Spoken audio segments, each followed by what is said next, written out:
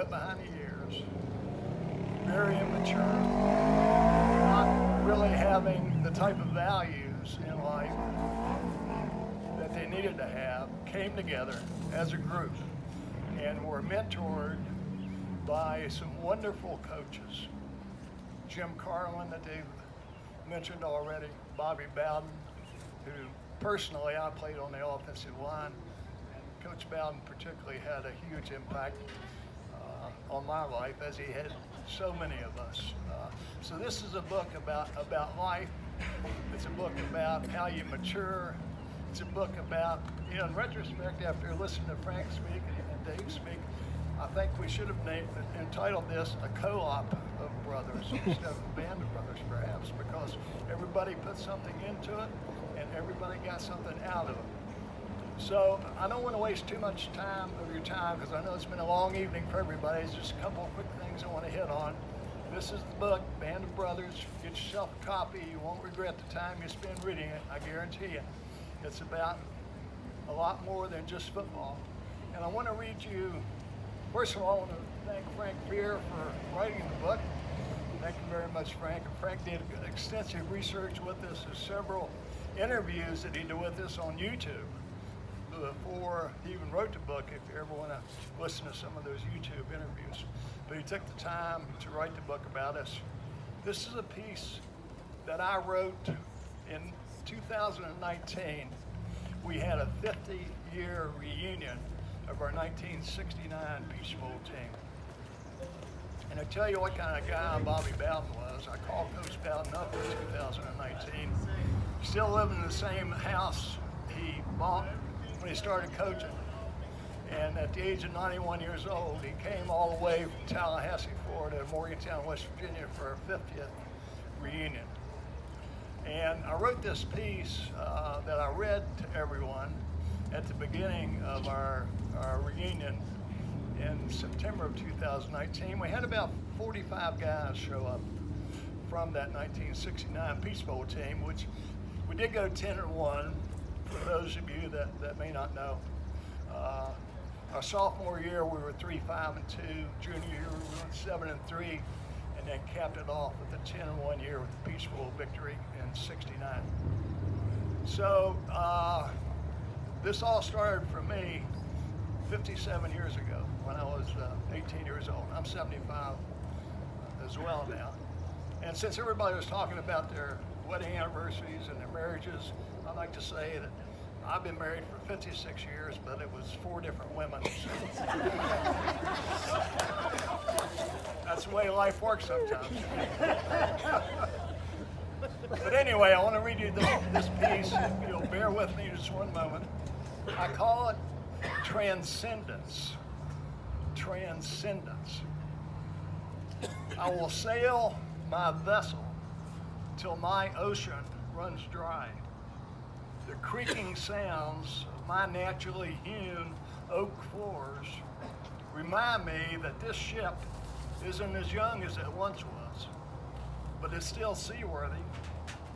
It still withstands the pounding of life's waves upon its bow. I still enjoy the exhilaration, for example, of transcending within a singular heartbeat from jumping out of a 105-degree jacuzzi into a 70-degree pool of water, because it reminds me in every fiber of my being that yes, I'm still alive, I'm still here.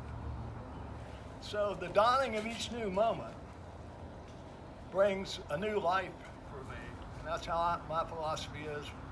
We should all live in the here and now. I try to strive to be in the present moment where there really isn't anything else. For me, it's either be here now or be nowhere. Easy to say, but very difficult to do. And I've spent a lifetime trying to stay in the present moment. And there's still more ahead. Uncharted waters to be sailed, love to be experienced, life to breathe in, beauty to be appreciated, and yes, pain to suffer through, all within the mindfulness of the present moment. There is nothing else, only this, only transcending the here and now. So as we gathered to celebrate our Mountaineer Brotherhood in 2019, and remember our brothers who have transcended to their next experience, their next new moment, I say, let's celebrate their lives and think of their passing not as an end, but as a new beginning. Like watching a ship sail away into the ocean until it passes just beyond that point on the horizon where you can no longer see it. Although their ships have sailed into unknown waters and we can't see them anymore, their souls live on in our hearts. And when my ship transcends that final horizon, I will see them again, and we will rejoice in the memories of our days together as Mountaineers. And just to finish off here, I want to read the names of people that we've lost in the last 57 years that have transcended that horizon to the next experience.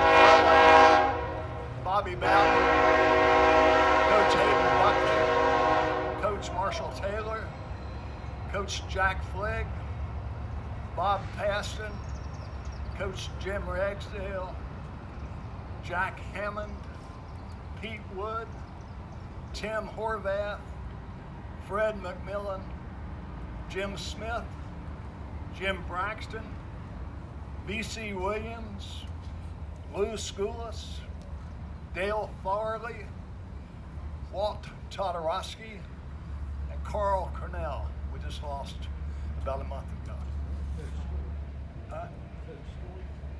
Yeah, right.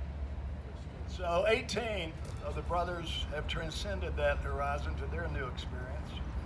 And one day we'll be reunited together. I have no doubt about that. So if you would, just a moment of silence in honor of those 18 people that have passed on. To finish, thank you very much for that. To finish, just one last piece of business here.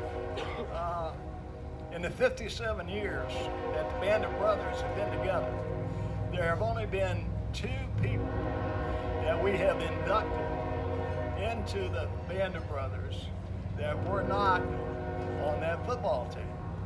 The first was the author of the book, Frank Greer. So he's an honorary member of the Band of Brothers.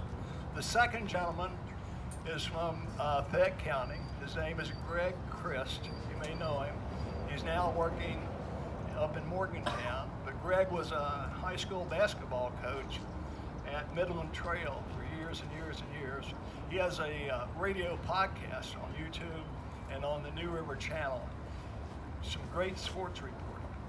He took an interest in us, had us all appear on his show, so he became the second person ever in 57 years to be inducted into the Band of Brothers. And it's my honor and privilege tonight to induct the third member of the Band of Brothers, Mr. David Scott Boydhopper.